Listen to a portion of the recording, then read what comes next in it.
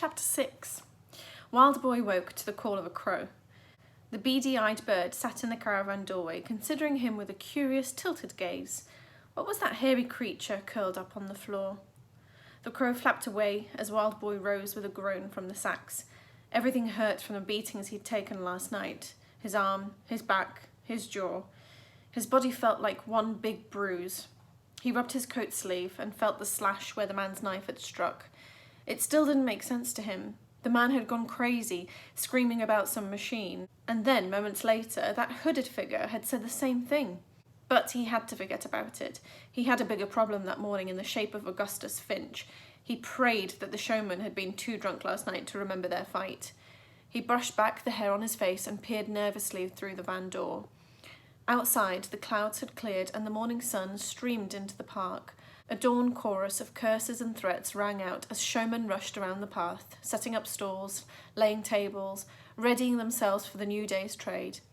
Fairground children scavenged in the mud for empty bottles to sell, while further down the path, the circus porters huddled around fires, cooking bacon and heating coffee.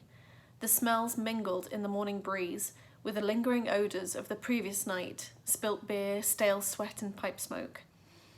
Beside the van, Sir Oswald had laid breakfast on top of his clothes chest, bread with hot dripping, as well as a bowl of clean water for Wild Boy to wash. Wild Boy couldn't help smiling as he watched his friend make more improvements to their van, climbing the side with just his powerful arms, screwing a pipe to those that already crossed the roof, and then scrambling nimbly down to connect the other end to the wheel axle. He looked focused on the work, as if it was all part of some grand plan rather than just his way of keeping busy. Sir Oswald finally saw him and flashed the sort of grin you didn't see often in a fairground, a friendly one. "I'm glad you returned last night," he said.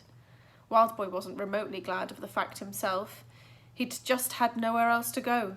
He tore a chunk of bread from the loaf and nibbled the crust, scanning the fairground anxiously. "You seen Finch?" he asked. "Fear not," Sir Oswald replied. "Mr. Finch is visiting the licenser." Relief washed through Wild Boy. On the last day of every fair, each showman had to secure a licence to trade at the next site. The next fair, Bartholomew Fair, in the centre of London, was the biggest of the season, so there would be a long queue at the licenser's tent. With luck, Finch wouldn't return until moments before today's first show. "Better do your chores," Sir Oswald said. "Don't want to upset him even further." He leaned closer and chuckled. "Took him all night to wash that toilet muck off his face." Wild Boy couldn't bring himself to laugh. Although he was safe for now, he knew that Finch wouldn't forget about last night. Sir Oswald was right, though there was no point in making things worse. Besides, a few chores might take his mind off things. He did the same jobs every morning. First, he cleaned the caravan floor of whatever mess the punters had made the day before. Mud, booze, and sometimes blood. Then he set up the stage with the crates stored under the van, propped up Finch's bed and hung the banners. Finally, he fed and groomed the horses and collected firewood for the stove. But that day, he couldn't shake a feeling of dread. As he brushed the horses, he glimpsed a dark shape move between the vans, and then again between the trees as he collected firewood from the corner of the park. With a shudder, he remembered the figure that had watched him last night, the mysterious hooded man. He spotted another stick jutting from a hedge and yanked the end. Just as it slid out, he froze. Footsteps squelched through the grass. Someone was creeping up behind him. Wild Boy didn't move. He didn't know if it was Finch or the hooded man, only that he had to fight. His grip tightened around the stick. He had to time this perfectly. He whirled round, waving the stick like a sword. "Get back or I'll smash your skull!" he cried. Clarissa Everett sprang away, just dodging the swipe. Her freckles burned bright red. "Touch me with that thing and I'll break your arms," she said. "Break my arms and I'll break yours too." He wished immediately that he'd said something else. It wasn't the best line he could have used before a fight, but Clarissa's fists unclenched. "I ain't come to fight," she said. "If I had, I'd have won by now, anyhow." The wind brushed her hair from her face, and Wild Boy spotted a dark bruise staining her pale cheek. She must have seen him look because she turned her head. "Got it practising," she explained. "I got a proper circus job, remember? Not one in a freak show." Wild Boy suspected she was lying. More likely the bruise was from her mother. Everyone knew that Clarissa and Mary Everett, the circus owner, didn't get on. But he reminded himself that it was none of his business and that he hated her anyway, so he shrugged like he didn't care. "What do you want then?" he said. Clarissa looked around the trees as if she too feared they were being watched, and then she brought a crumpled slip of paper from her pocket. "Look," she said. It was the letter from last night. Wildboy couldn't believe it. Why had she kept hold of evidence of their crime? Unless...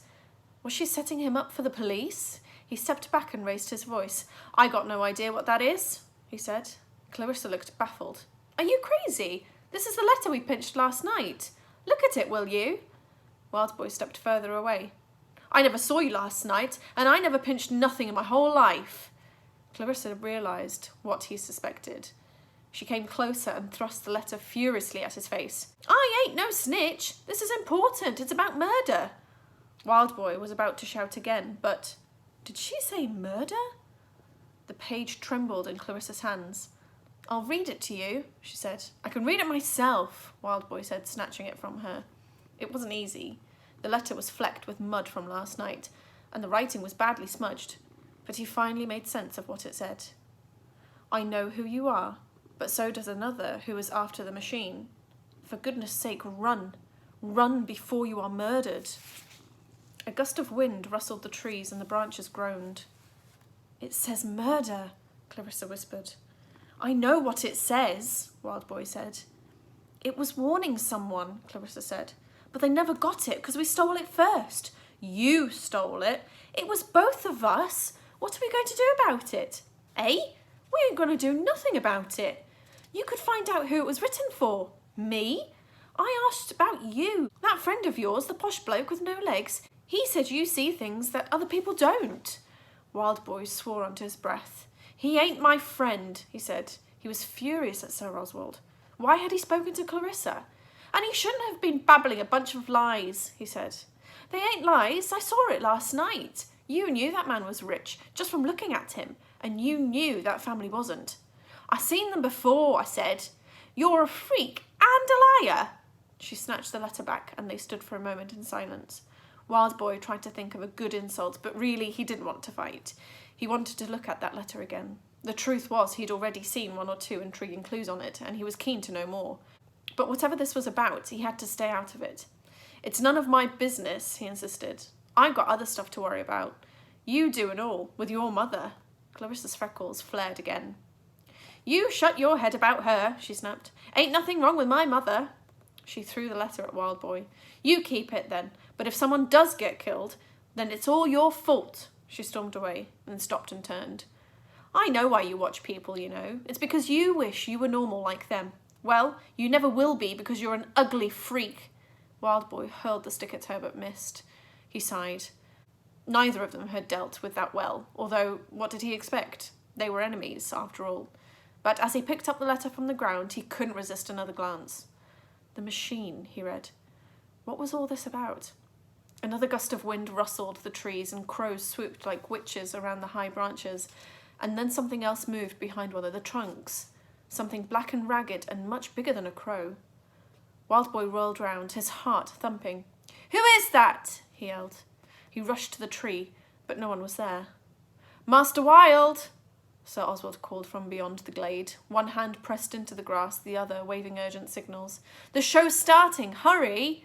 That was a call Wildboy had never thought he'd be glad to hear. For the first time ever, he realised he was eager to get back inside the van. He stuffed the letter into his pocket and ran full pelt to the fair.